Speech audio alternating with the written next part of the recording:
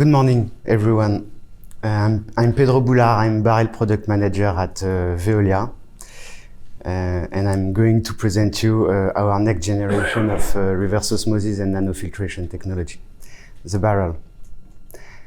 Demand for fresh water is soaring, and we are facing unprecedented water scarcity issues. So we all need better technologies to address those challenges. Technologies that are safer, more reliable, easier to install and operate, and offering a better return on investment.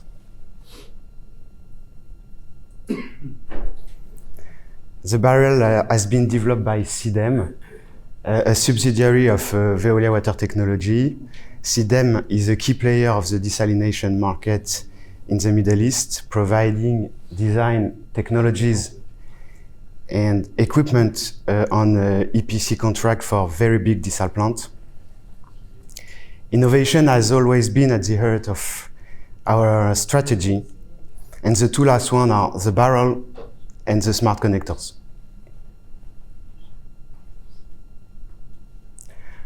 What are the main risks and costs of conventional reverse osmosis? Working in the vicinity of thousands of high pressure connections, working at 8, some leakings, coupling corrosion, maintenance challenge and membrane probing on the daily basis, and needs of building at HVAC, so high installation cost. For 10 years now, CDEM is developing a new concept to reduce safety risk, reduce CapEx and OpEx, reduce plant footprint, and make life easy for the operators. The barrel is a disruptive membrane filtration technology. Let's see how it works.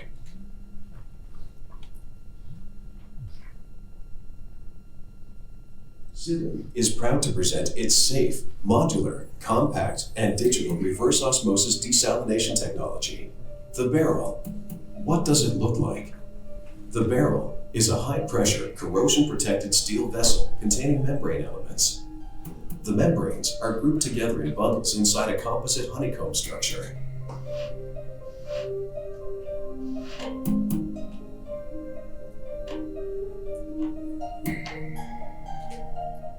Now, let's see how it works. High-pressure seawater enters the barrel by either of the two feed ports. It then flows through a series of membranes.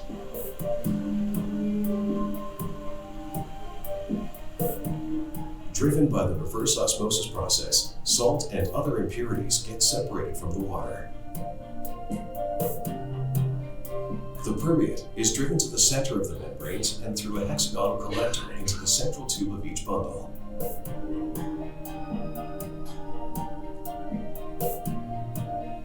Meanwhile, the brine is discharged from the barrel.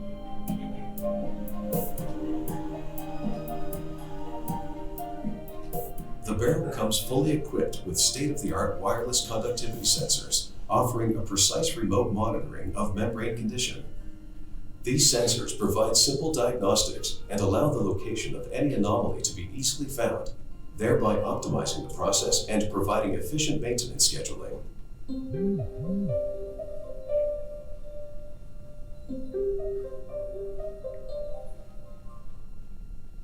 Okay. As you've seen, the membrane process is strictly identical.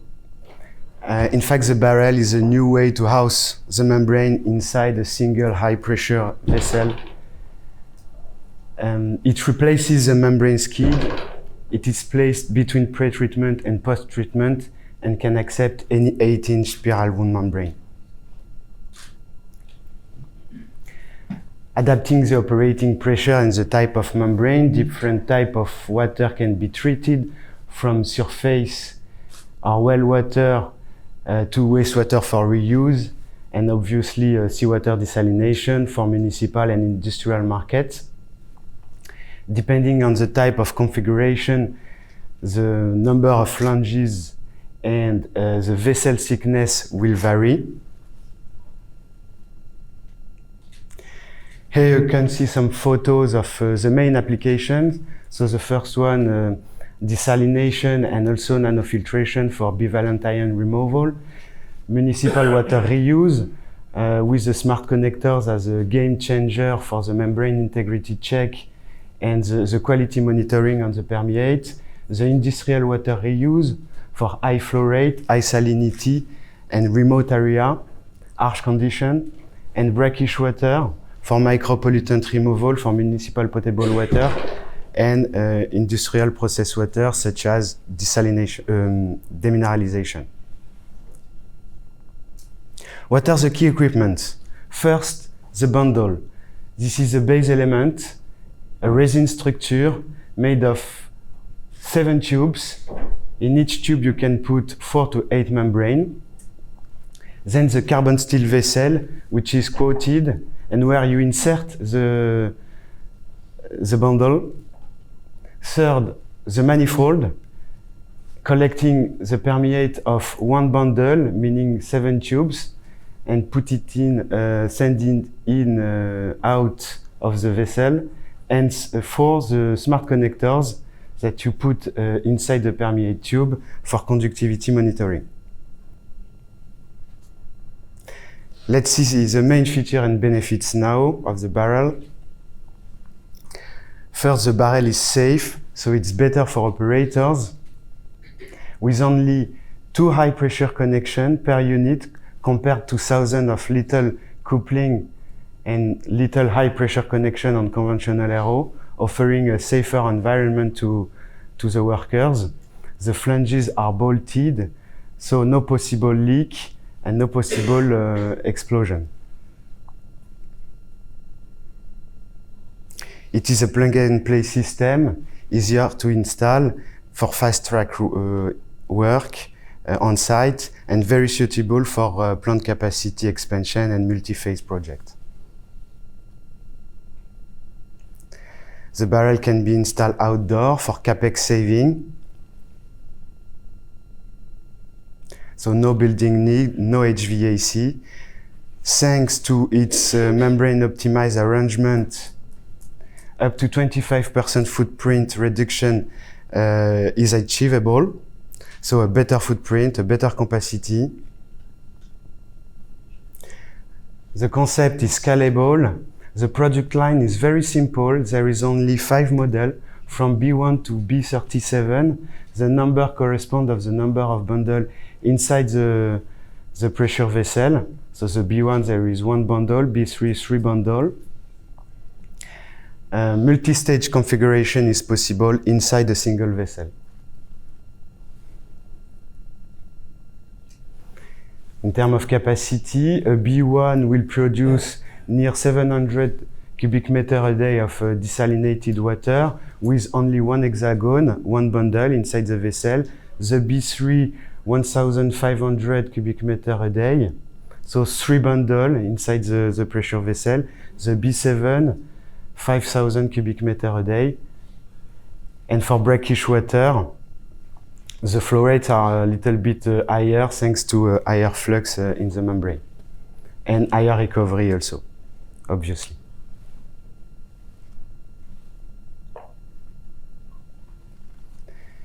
Multi-stage configuration can be designed inside the barrel. In that example, you see the inlet on the left, arriving on the first water box. The water flows through the first stage. The first stage permeate is collected. The first stage concentrate turns smoothly and goes through the second stage. The second stage concentrate is collected and the concentrate flows to the third stage. Each permeate is collected and mixed, and the final concentrate is discharged.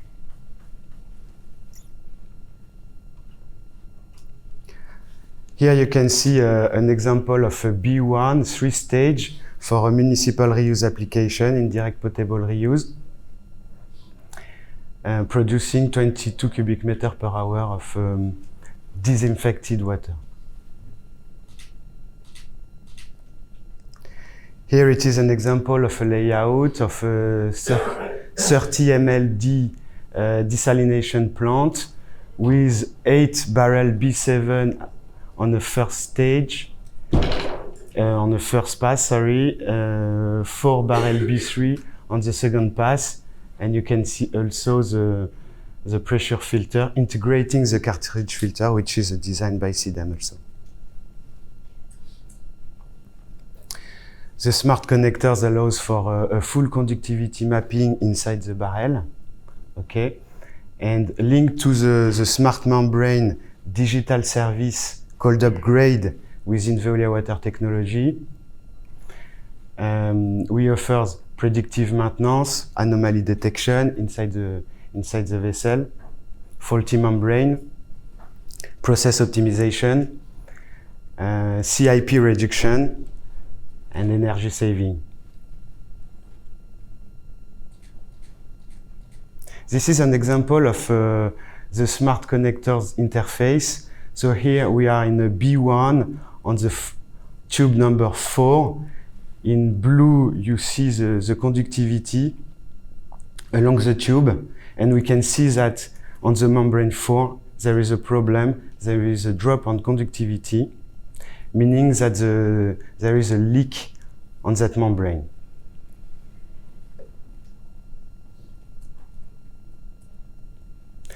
I have chosen 2 examples among the 9 references we have all over the world so far.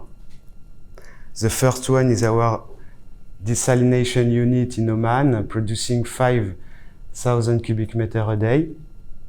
This is the first of a kind. And Jourdain program, it is a municipal water reuse for indirect potable reuse. And here you can see a B3 model, 2-stage, treating 3,600 cubic meters a day.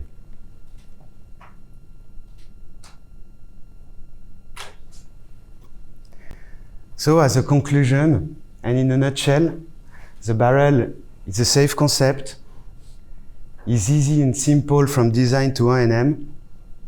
It offers a good capacity.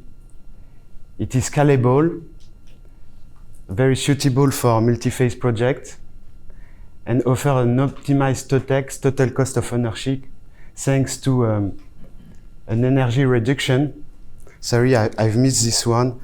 As we get rid of all the piping and coupling at the inlet and outlet and on the interstage, we can save energy, reducing head losses. We offer less maintenance, so less man hours, because there is less equipment. So the demand for fresh water is increasing by 50% before 2050. And the barrel, this new technology, can support this new production of potable water and industrial water we all need. And with my colleague in Egypt and in the Middle East, we are more than happy to support you and integrate the barrel in your ongoing project. Thank you very much. Thanks a lot, Pedro. Very interesting. I can see that the room now really is full. So many people now, it's full energy. Any questions? Yes. I was thinking about this, and I really am a fan of this concept, getting rid of the couplings and all the height and all the working on vessels and things is really going to be a problem. It's not a problem in this industry now. How are you transferring the load of the membranes into the vessel at the concentrate end? As a vessel designer myself, I know that how we support the membrane downstream, we have to support it on the outside diameter of the ATD, in the inside part of the permeate collection to hold the load so the membranes don't telescope. How are we doing this in the barrel? How is it transferring the load to your elliptical head? So you mean how you block the membrane? Yeah, because there's a lot of pressure, a lot of load, especially 1,000 psi per vessel. You have to have something there that holds it in place. Yeah. It transfers the load to withstand the pressure. In fact, the load, so the pressure that is applied is only 1 to 2 bar. In fact, it is a differential pressure Yes. between the field pressure and the concentrate at the end of the first stage. So it's 1 to 2 bar, and we have some metallic wedges that block the membrane and avoid the membrane to go out of the tube. Very good. And how do you handle membrane unit compaction? And I'll stop there because the membrane compresses under pressure. The membrane compaction Yeah, in length. in the tube. Yes. Because membranes shorten under pressure. Yeah, you're right. This is a good question. And so we have some shims that we can adapt, in fact, and put at the end of the membrane longs in case of membrane compaction. So we adjust that with some shims on each tube. Thank you. Any other? Yep. I'll let you try. Just a question on the quality of the produced water between the top of the bottle and bottom of the bottle. In other words, it's the hydrodynamic distribution inside the system. How it looks like. Is there any difference in quality of water between different locations? Very interesting questions. So we are running a CFD simulation to check that there is no differential pressure in the several tubes. But for now, we didn't notice any problem with differential clogging on each tubes, giving a quality problem inside the permeate. So, and you know, the permeate is mixed at the end. Huh? So, and thanks to the smart connectors, we will be able to monitor all that during operation. But there is no reason why we can have such a quality problem between the two. Fouling? No. The hydraulic distribution will be equivalent. Pedro, we have last question here from Boulard. Thank you. Excellent presentation, Pedro. Quick question on the monitoring part. So what I understand is conductivity.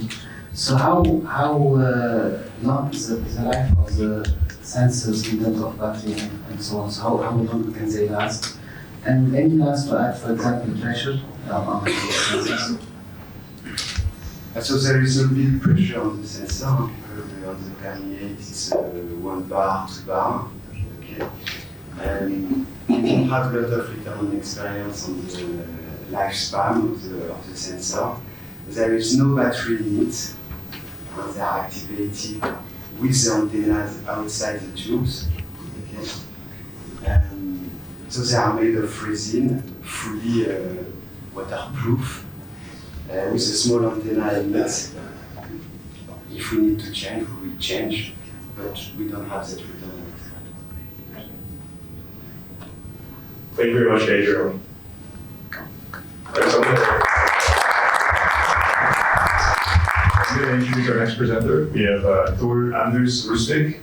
Thor holds a master's degree in mechatronics, focusing on the integration of mechanical, electrical, and control systems. He began his career as a lead engineer, developing innovative displacement rotary pumps and compressor technology. His enthusiasm for pumps and subsea technology led him to F-Subsea in 2019, where he has taken a pivotal role in advancing subsea pump technologies. His expertise in thermodynamics and process analysis has been crucial in his projects. Notably, he has been a key contributor to the development of flotation decel, enhancing process and mechanical design